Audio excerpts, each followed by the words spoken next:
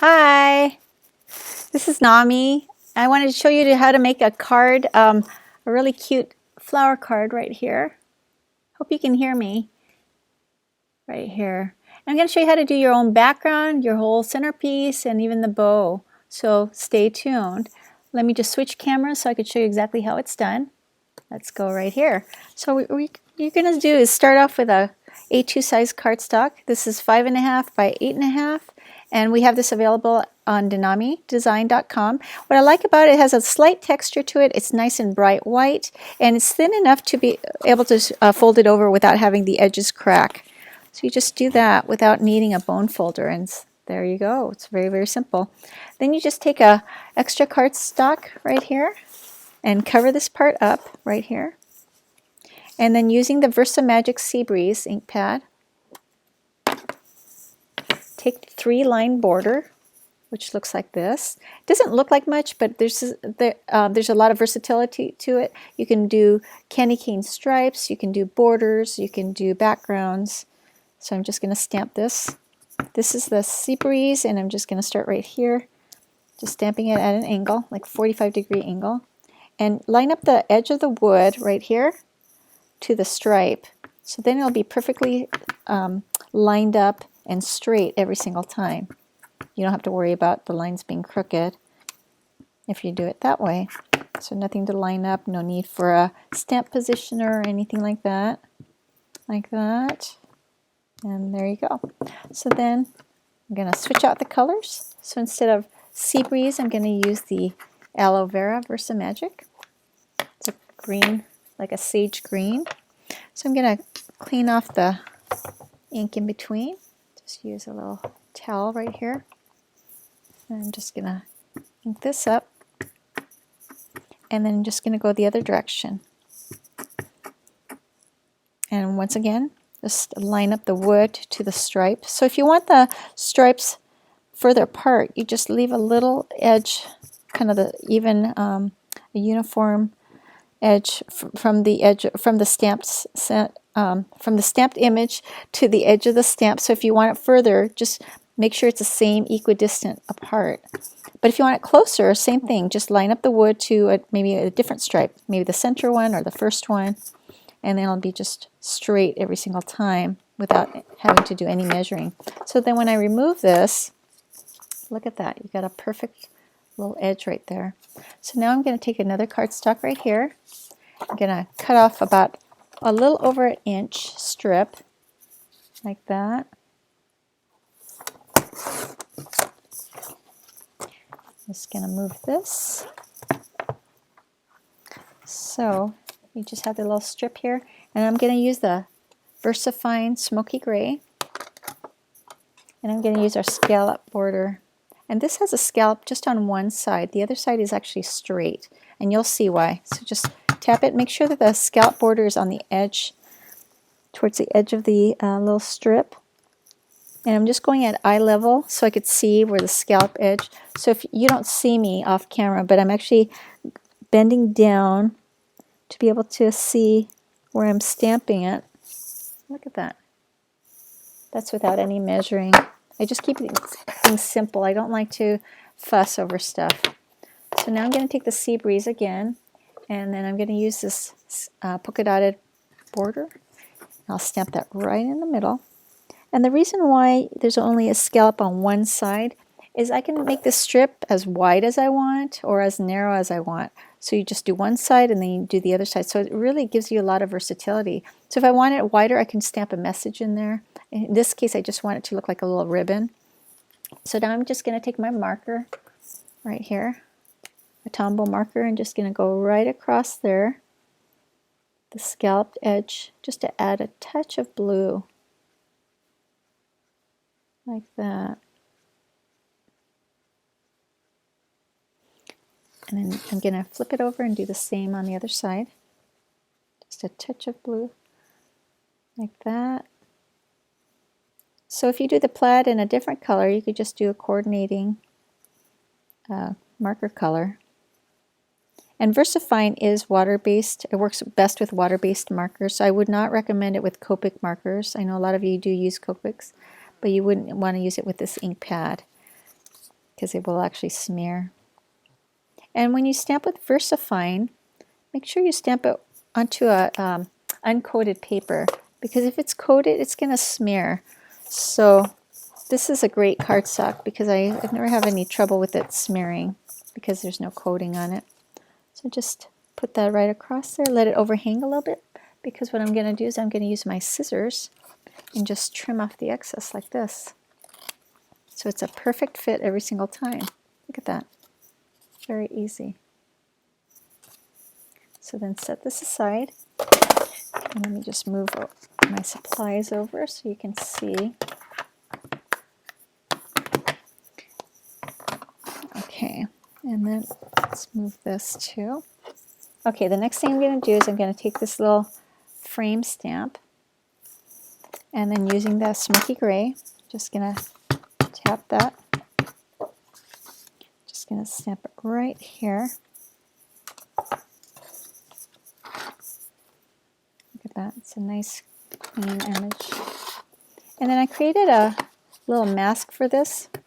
For those who are new to stamping, what you do is you just take that frame, do it on another extra card stock, and just cut it out like this. I already used it, so that's why there's some extra markings on there. You just cover it up. And the purpose for this is then I could stamp the next stamp and not have it go right onto the frame. So the next one I'm going to do is this 3 stem stamp. You can choose different blossoms to go in it. I could do poinsettias, daisies, rosebuds, and it really makes it very versatile. So then you just stamp it like that, and then when you remove it, look at that. It's perfectly right on there. So then the next thing I'm going to do is I'm going to take my little pinafore set right here. The pinafore sets are little stamp sets that you can use. See, there's 4 little stamps. And I'm going to use a solid one, but you can do any of these in that little one. So then I take my VersaFine or VersaMagic Sea Breeze again, and then I'm just going to stamp that over each of the stems.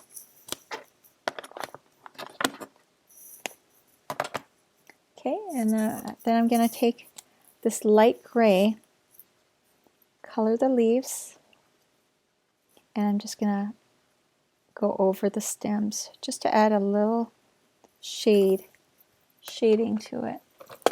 Then I'll take the light blue, just add a touch of color just even to the frame.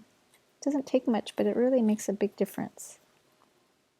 So look at that, I'm not fussing, I'm just using the brush end and I'm just swiping it. And it's not exact. I mean, just going pretty, quickly over that. So then I'm going to take my Quickie glue pen, which I think it's a must for any stamper. This is great even for if you do scrapbooking or paper crafting. These days people are doing a lot of die cut words and letters. And this is a great way to attach it because it's very precise. So if you have really skinny letters, you don't have to deal with messy glues. So that's it. And then I'm just going to have my cardstock right here, a folded cardstock, to catch the excess glitter. This is our Sparklets by DeNami Design. It's the blue ice. You're just going to add that. Tap off the excess. I don't know if you could see how it shimmers at all, but it's very, very delicate. You can see it most when you have the light shining at the right angle. But it really makes it more finished looking than if it was just plain. So then I take my scissors. I'm going to cut around there. And a lot of people, they tend to want to cut right on the line, but I'm going to tell you to leave a little margin around there.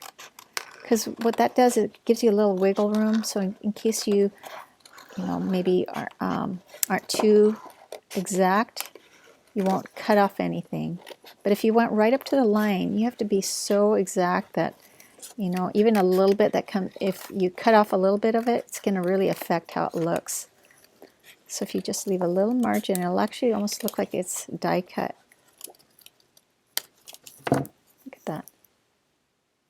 Very simple. I just try to keep it easy, quick and easy. So then I'm just going to take my mounting tape right here. Just going to tear off a little bit, and then peel off. Just flip it over like that.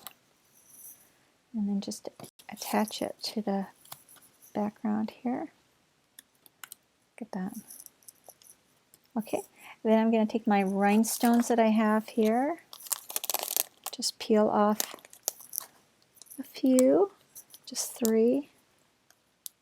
So even a pack like this goes a long way. You could do pearls in here, you could do rhinestones.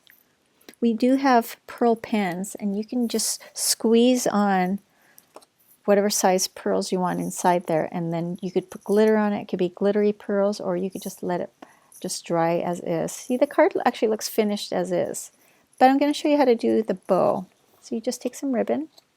Make sure you have tails long enough to so that you're able to control what happens to the ribbon.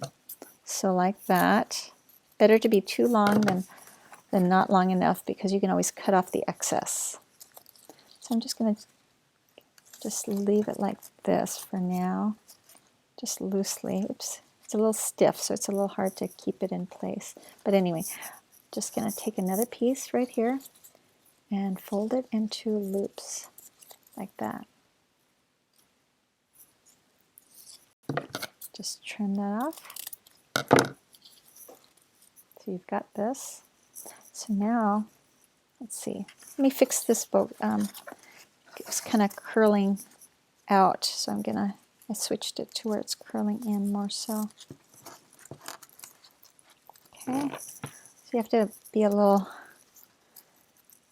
coordinated here. But the more you practice, the better you get at it.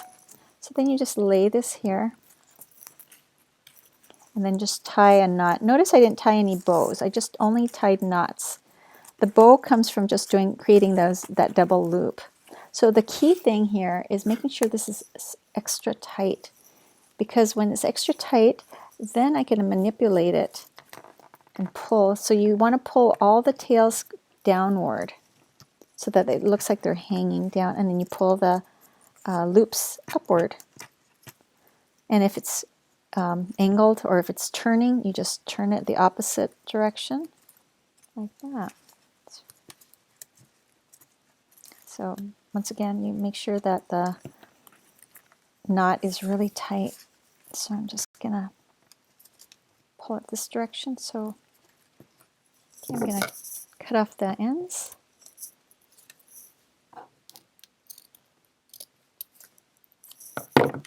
And then to move the bow, all you have to do is curl the card a little bit, and then you can slide it up or down like that. So here, let me fix this one. There, it's better. So like I said, you need a tight knot. There, look at that. So this one, I just stamped the flowers directly on the cardstock. Here's a variation. So I stamped those flowers on a separate cardstock, cut them out so that you can have some dimension. But you don't have to. It's just, I just want to show you that there's more you can do. And I actually stamped a polka dotted background there too. So just slight variations. You could even change out the colors if you want to do lavender and pink. You do pink or yellow and blue. Just all kinds of versions you could do. So very simple. And let me switch back to the camera here. So hi. Okay, so here's the card. Here's the one with the polka dotted upper portion. And then here's the one I just did. And notice when I stamped it, I took my time. Normally when I do this, I can do this very, very quickly. And the neat thing about doing a card like this could be a great go-to style or go-to layout. So let's say you're in a hurry and you're going to a birthday party. You could do the same exact thing, but maybe put a birthday cake there. Or if you're going to a wedding, same thing. Just put a wedding cake there or a bouquet. Very, very simple. So you can use that as a go-to. Because today I did a survey on Facebook. And people told me that they would take between an hour to several hours to make a card. And that's true, because when you're doing the design process, that could take a long time, because you want to, just enjoy the process and take your time. But let's say you're in a hurry, have some go-to layouts that you can do, so that frees you up, because that'll allow you to be relaxed and enjoy. So if you have a layout like this, then you could just kind of take your time to maybe add some layers to it, or maybe figure out what kind of stamps you want to do, so you're not only having to take the time to design, but also doing the techniques and the process to it. This will free you up to be more creative. So the more relaxed you are, the more creative you can be. So if you can enjoy the process, then you're really going to be able to do it more often, because it'll be fun and relaxing and therapeutic. But otherwise, if it's too stressful, like too many layers, or if it has to be precisely colored in, that's when it's hard. So that's the beauty of DeNami Design, is we have really simple stamps. Like even when I did the border, I didn't have to be precise. And actually, if I was in a real hurry, I could just go across there with my marker without even having to do every scallop. Because the key to having a beautiful card is making sure your design is cleanly stamped. So with a great ink pad and clean images, then the coloring is not going to be so distracting. It doesn't have to be exactly in line. The only time it's going to be a little bit hard is if you're doing a dark color. But if it's light like this, you're just adding like a color wash to it. So anyway, that's my little tip for the day. So anyway, thank you for joining me. Be sure to like this, this post, this video, leave a comment, subscribe, and don't miss out on the next time I do the next video. So thanks again. Hope you have a great day. See you next time. Bye.